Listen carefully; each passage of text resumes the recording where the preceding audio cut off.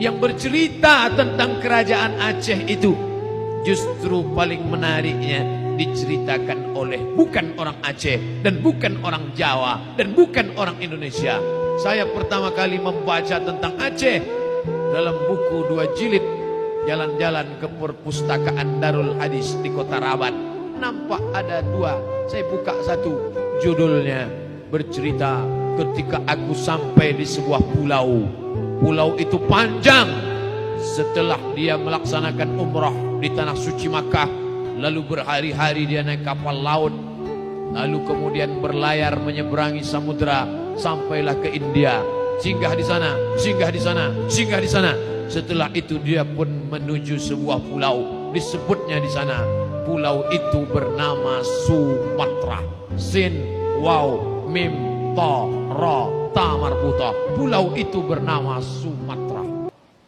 Aku melihat rajanya naik gajah, ulamanya memakai jubah, dijamu makan mewah, berjumpa dengan raja yang soleh, dan ada tokoh agama yang baik. Itu ditulis oleh seorang eksplorer dari Maroko bernama Ibnu Battuta.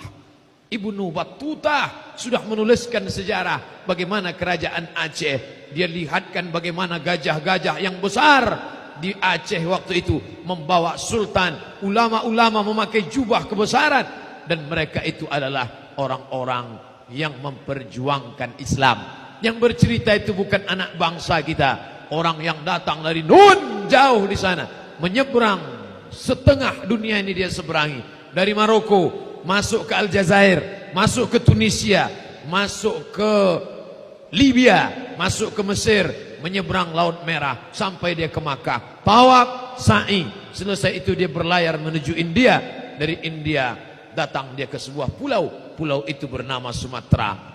700 tahun yang lalu dia sudah bercerita, nenek moyang kita. Kita baru 71 tahun mencoba dengan cara begini. 700 tahun. Bayangkan 70 dengan 700. Baru 70, baru coba-coba. Tapi kita sudah diakui orang 700 tahun yang lalu menyuarakan la ilaha illallah Muhammadan Rasulullah. Itu diceritakan Ibnu Battuta. Maka ketika saya tunjukkan ke kawan-kawan saya, ini nenek moyang kalian, Ibnu Battuta, 700 tahun yang lalu sudah sampai ke negeri kami. Mana dia? Rupanya mereka pun sudah lama tahu buku itu, tapi tak pernah dia buka, dia baca.